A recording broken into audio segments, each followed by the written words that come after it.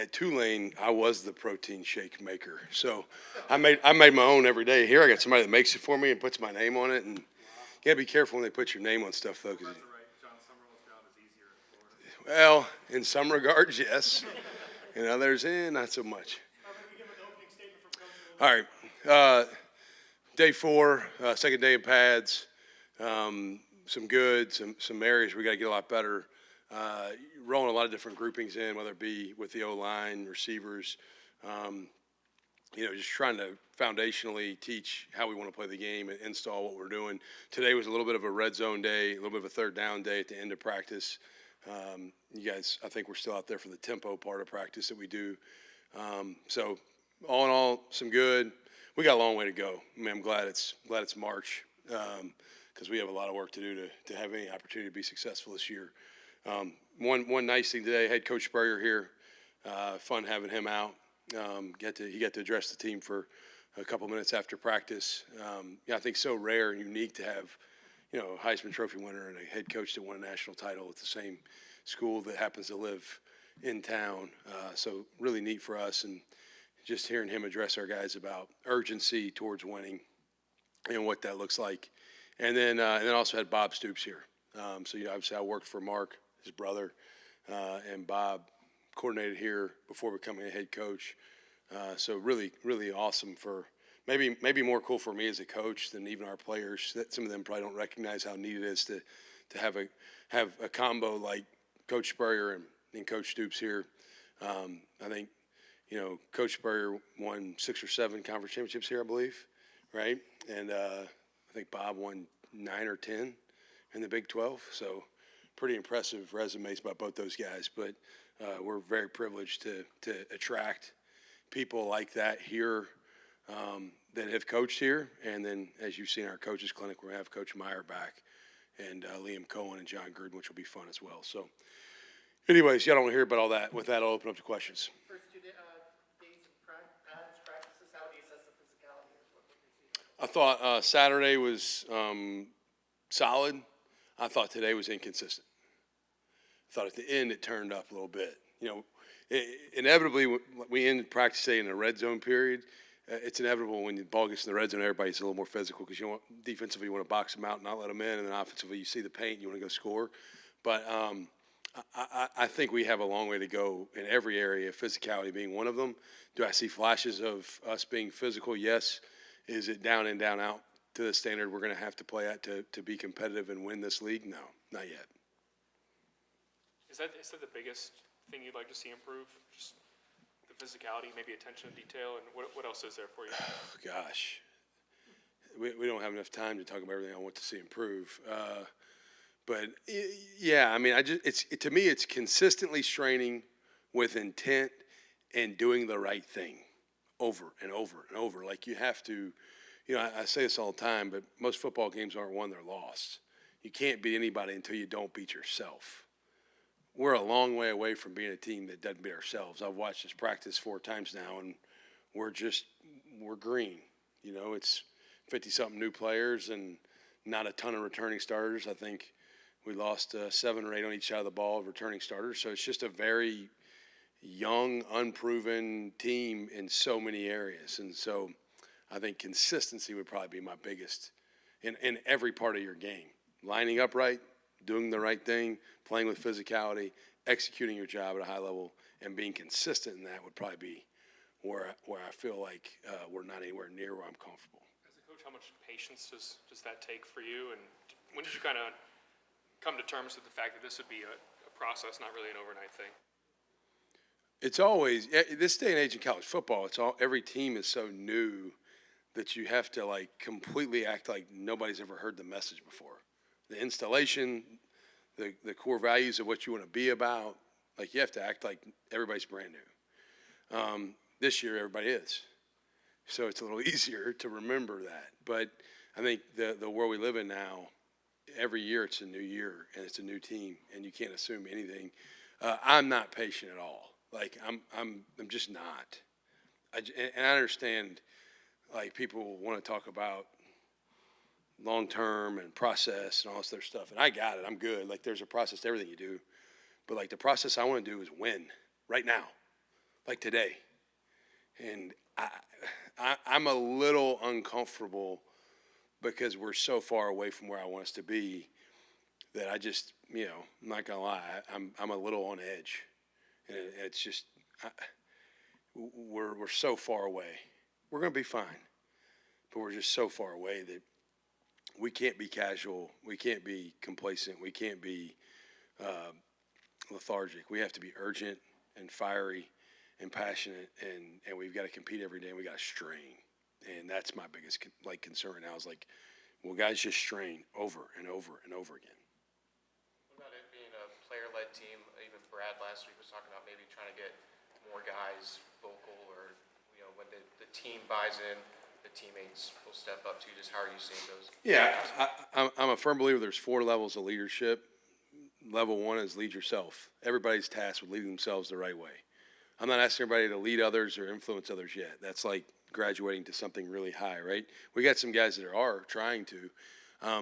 We need everybody to lead themselves, and then we need the guys that are not only doing things at a high level but are good players, the VB3s and the Jaden Woods and those guys, to now call each other out. I said this recently, I think, on a podcast or something they had me doing, but Coach Saban used to always say, if you want to be liked, don't lead, go sell ice cream. Like sometimes as a teammate, you have to do some things that your friends or teammates don't like if you want to hold them to the fire of being great. And we have to get to where guys are comfortable calling each other out. And then we also have to have the guys that need to be called out. They have to listen. Like they have to follow. They have to take the instruction. And so I think we have some guys that want to lead. I think we have a lot of guys that are eager. We have to have everybody on the same page, head the same direction. Just how much of a challenge is that for the new guys or for the returning guys who are trying to be leaders when there is 50 new guys on the roster? Yeah, I'd say there's challenges within it because you're getting to know each other, like just learning each other's names. We do some things to try to help with guys knowing who each other are during the offseason in particular. I'd also say there's some guys that are new that are setting the standard too. I think that's one thing you have to always recognize is there may be some guys that are returners that are leaders, but then I think there's also guys that are new to the program that have been here for a couple of months that have leadership capabilities and are playing at a high level and can maybe reinforce some of that or build on top of what we already have going on positively. We're planning on talking to you again for a couple weeks, but they'll have spring break next week. I mean, with so much work that you're talking about this team needing to be doing, what's your plan for guys making sure they don't fall behind? And yeah, so we'll send them with a workout plan for the road like we do during any break. Coach Witt will put together sort of hey, here's the couple of runs and the couple of lifts you need to do during the week off. There does need to be some level of recovery because we're putting an amount of yardage on their bodies that they have not experienced even through the gauntlet. It's double sometimes in practice the yardage you're covering. Now it's maybe a little bit more paced where it's like, hey, I've got 4 reps and I got 4 reps off, and I got 4 reps and I got 4 reps off. But we need guys to still stay sharp. They do need some recovery time. I do kind of like being able to do a few days before spring break, catch your breath, come back, get away, catch your breath, decompress a little bit because we're pushing them hard, mentally and physically and in every way possible. And so, but they can't lose the physical that we've built up through the offseason to this point. You can't tear down what you've built up. And then mentally you got to come back and be dialed in. You have to retain the installations that we've already addressed so that we're not having to completely restart over again. So you want the coaching staff to take a break too, or is it just? Yeah, I'll take a few days. I'll be here some, and it's my wife's 40th birthday and our 15th anniversary this year. We were supposed to go to Italy for spring break, and I took this job. So we're gonna do something here in the state, but we'll not be going to Italy because I got too much shit to do. So Coach Faulkner was praising Vernell's football IQ. He said almost like he asked you questions, you are going to answer to see if you actually know. But in terms of not you, but a coach. No, that's impressive. Well, I haven't thought about it like that, but that's kind of cool to hear. Yeah. So but what is understanding that, you know, the physical gifts everyone has, but that's where it really comes to the edge. Yeah, extremely mature. You know, I would say he's got what feels like some wisdom beyond his age. Very confident. You know, it's easy to be confident when you work really hard too. Like, so he's clearly talented. But when you don't just try to survive off of your talent, but you put in a lot of work to your craft, and you're very, I think, mature with your approach. Man, he's a guy that soaks it all up. Like we had he you know, maybe our starting punt returner. Don't know that yet, but has a pretty good shot at maybe being that guy. And then we went to go do a punt block drill, and he was the best guy. Maybe him or Bailey Stockton were the two best guys at blocking the punt. I'm like, well, I can't put him in two spots. But he's just a guy, I think everything he does, he tries to do to the absolute best of his ability. You know, today during a 7-on-7 period, he came over and asked Philo a question about timing on a throw, or maybe why Philo was putting the ball on a certain shoulder. And the guy's a thinker. Like he's not, you know, he strains mentally with his approach to the game. And when you take a guy that's got talent and you add that up with a guy that invests a lot into his craft, so he had a chance to be a special player. I'm very, very excited about who VB3 can be. He's very comfortable in his own skin too. He's got no problem. He's one guy that has no problem stepping up and speaking out and calling somebody out. It seems like to start spring, we haven't seen many transfers running with the starters. Is that intentional? Do you want those guys to earn those reps, and maybe just for the guys that are returning on the team not have a guy just plugged in there like that? Yeah, there's, to me, some sort of rite of passage here. You don't just walk in and you go with the first practice you're here the whole time. Doesn't mean those guys haven't taken reps for the ones, like, you know, but whether it be quarterback or O-line or D-line or DB, whatever. Yeah, I mean, they're all getting plenty of reps. Right now it's about getting reps, learning the system, competing, and certain guys will elevate. And, you know, this time of year, the depth chart's always written in sand. Now, there is a depth chart because you have to go out and, like, there has to be the first group and then the second group and the third group. It's not like imaginary groups. So you have to have a first group for that period or that day or that rep. But it's also written in sand. So, like, you could be running with the ones today, and if it ain't a very good day for you, you might be running the ones tomorrow. You know, and so, but yeah, I think we're just working through trying to figure out who individual players are, and nobody's anointed here. I can promise you this: nobody to come here was promised a certain amount of playing time, and nobody to keep them here was promised a certain amount of playing time. Every player on our roster, all 111 in the process of retaining or player acquisition, was told, you will get what you earn in regards to playing time. You, Joseph and Boccia doing it, how difficult or disappointing is it that he's dealing with that to start? yeah, he's got a little calf strain. It's not anything serious, honestly. Like, I mean, it's serious because we've withheld him for a couple of days. He should be 100% full go right after spring break. If we were in a game week right now, it'd be a fight through type deal, I feel like. But in order to get him for the bulk of spring and try not to crater a guy, you know, I think you can, like, he's dug a little hole with the calf strain. I don't want to dig a bigger hole. I don't want to dig a hole that's going to make him have a hard time practicing the rest of spring. So I like what he's done with his body. He's a big guy. He's strong. We need him to play big in the middle there. But he will probably be out for Thursday's practice or limited, and then should be full go when we return from spring break. You brought up Bob Stoops in your introductory press conference. Did you facilitate him being here, and when was the first time you met him? Because, you obviously worked with his brother. So I actually know, clearly I know Mark the best because I worked for Mark, and I know Mike probably second best. I've been around Bob the least, but have always respected Bob from afar. Interacted with him here and there, maybe through Mark or just, you know, the Stoops family. I have a lot of respect for them as a family, man. Great football coaches, competitive, fiery people. When I went to go work for Mark, I was like, I just love the intensity. Man, so, yeah, Bob and I have texted a little bit since I've taken the job, and told him the door was always open. And then just a couple of days ago, the connection of, hey, swing by practice, I said, come on, man, let's go. And so, Yeah, I have so much respect for what he accomplished at Oklahoma. I really like Bob because even though he's a defensive-minded coach in background, he still wants to be aggressive on offense, which is something I like. I'd like to be as aggressive as we can be offensively. I have no problem if we can score a lot of points. Let's go score a lot of points. And the most important thing is outscore the opponent.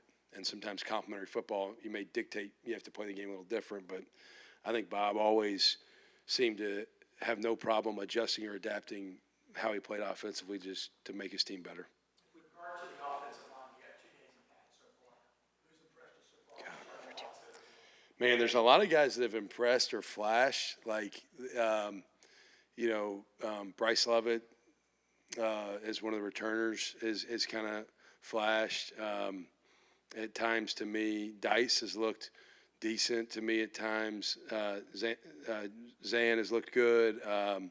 Harrison Moore's looked good. Emeka's looked good. Egan Boyer's looked good. I mean, I'm almost afraid to say there's been so many guys that have flashed positively. I think what's unique there right now, if you said, hey, who's the starting 5, I'd go, ooh, not 100% sure yet. What I like is we have competitive depth. Caden Jones has looked good. Like, I'm almost afraid to even name guys because I'm going, hey, there's another guy that's going to stick out. There's just a lot of guys playing competitive football, and I think the depth of that room. I don't think I said Emeka. Maybe I did, but Emeka's done some good things. There's just a lot of guys playing good football. But I think the depth of that group is the strength of it right now. We need to see who's going to rise, who's going to elevate. The level of stress that you're trying to put on these guys, was that predetermined before camp, or has it been reactionary to, hey, we need to increase the stress on them to see what we can get? You talking about physical or mental or yeah? So it's all been pre-planned. Like, the practice plans are very similar to what we did the last 4 years I've been a head coach. There's some adaptations we've made that maybe cater to what Buster needs done offensively. Obviously, input from Brad on what he needs defensively. But I'd say the yardage our receivers is getting is going to cow us, and it's going to build them up. Like, they're running a decent amount, and that's why I do like practicing every other day during the spring, because then you can go pretty hard. Going Tuesday, Thursday, Saturday allows for that. It also allows for the physical recovery. It allows for us to, today as a staff to really dive into the film, and then allows for us tomorrow with the players to really do a nice job of reviewing what we did thoroughly and not just glancing it over and moving on to the next thing. It allows us to really be very thorough and detailed. I know the returners, they had, practice times different times during the day, and even the morning practice were like at 10. I mean, how are they adapting to the earlier practices? Do you see morning practices throughout the spring or what? Yeah, so that's a great question. I asked probably 12 of our guys that were on the team last year. Jaden Ball, Jaden Woods, VB3, Miles Graham, Aaron Childs, guys that you would all, like, yeah, the guys played football here. Dallas, Vest, all those guys. How do you like the schedule? Good, bad, ugly. Be honest with me. And like, when I say it's a player-driven program, the decisions I make are what's in the best interest of our players. The feedback has been overwhelmingly positive, to the point that a handful of them are like, Coach, don't change the schedule. We love it. We come, we do our work, and the rest of our school stuff after. If we have time, we can come back and watch tape on our own, whatever. It's something I've kind of fell into at Tulane. I had to do it because of the academic constraints we had there. I've always been a morning practice guy in the spring as a head coach. In the fall, it was different at both places. I think the guys are enjoying it. We're probably leaning towards continuing this model in the fall. We have priority registration academically. It comes up, I believe, right after spring break. And so I was talking to our academic people about it. I've even tasked our academic people and athletic training staff and medical team, like, hey, y'all gauge feedback from the players, because they might tell me what I want to hear, not what I need to hear. And if you get a vibe of how they feel about something, let me know. But it seems like the guys really enjoy it. I kind of thought maybe you got that from Kentucky, because didn't Kentucky do a lot of morning practice? Mark does it in the spring. What I took to Troy is what we did at Kentucky. Spring practice, we were in the morning. Fall, we were in the afternoon. Did that at Troy. Went to Tulane. Had to go. I'd never gone in the morning in the season until Tulane. And at Tulane, small private school, your tenured upper level professors are teaching 400 level classes. Those classes don't get offered at 8 a.m. Usually get offered at like 2 p.m. And so if I had a, business finance major that was a senior that had to take his finance 400 level class, and they only offered one section of the class in the fall, and it was at 2 o'clock, I needed him at football practice too, but I also needed him to get his degree. So we structured practice in the morning so that we would have easier academic situation with getting the right classes. What have you on Coach Harris? Yeah, it's a great question. I've done my homework. There were several bullet points I was looking for to hire somebody on our defensive staff. I really wanted to hire one person on offense and one on defense that had South Florida ties. So Marcus Davis on offense and Brandon Harris on defense ended up being the fits. Brandon, played the position at a high level. Played in the NFL, was a high draft pick. Great person. Like everybody I talked to that had been around the coach said, man, unbelievable guy. I'm a firm believer better people make better anything. Better people make better reporters. Better people make better coaches. And so better people make better players. Well, I think he's an outstanding human being. I really do. Knowledgeable, good communicator, positive energy, coaches guys hard. I went to South Florida with him to recruit in January. And I mean, everybody knows him. Like he could maybe run for mayor down there. He's like, so just really excited that he's here. He's got a bright future. Really good football coach. He was originally when I was hiring a staff, I was kind of, preoccupied with getting ready for the game, the CFP game at Tulane, as I was trying to put together staff. I was doing a lot of things at once. And I originally thought I'd missed my window of opportunity to hire him. Thought I was going to be somewhere else. And then we were able to kind of, at the last second there, get the deal done, even though I thought I was going somewhere else. A little bit of recruiting. Yeah. And then I think he just said, man, this feels different. Like Florida, I think the interactions we had and the interactions he had with Coach White, I think he just felt like the instinct of what this felt like to him, I think felt right. It's a vital area, obviously, for anyone to recruit. Yeah. But how difficult is it, especially given the success of the Hurricanes right now, and how critical is it going to be to kind of get a foothold down there? Yeah, relationships still matter. In the world we live in now, money matters too. It's always mattered. Now it legally matters. So anybody that acts like NIL rev share when they got passed the first time players start getting paid, they're crazy. But you help yourself by having a known, familiar person that can walk in the door and everybody feels comfortable. And so Brandon has the ability to walk into a lot of the schools down there and be a known person and somebody that's well connected, that they have history and rapport with. And he does a really good job evaluating too, but you have to have relationships. And so, yeah, there's a new world we live in where there's a financial component and those sort of things. But if you don't have relationships, it's really hard to win in recruiting still. Don't care about how much money you got. What have you seen from the quarterbacks in the early stages of operating within the scheme and applying what they learned over the past couple of months onto the field? Yeah, I think all of them are communicating well. They're trying to lead. They're trying to be assertive. I feel like timing and things matter on offense, in regards to just motions and shifts and when we're snapping the football. And then you have to add in like where you're going with the football, where your eyes have to be based upon what the defense is doing.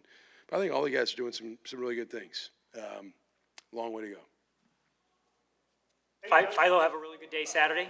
Philo had a good day Saturday. Yeah, he did. Yeah. What was it about his performance Saturday that stood out? He had zip on the ball, timing, anticipation. He was accurate, delivered catchable footballs, made good decisions. So, all right. Appreciate it. Thank you all.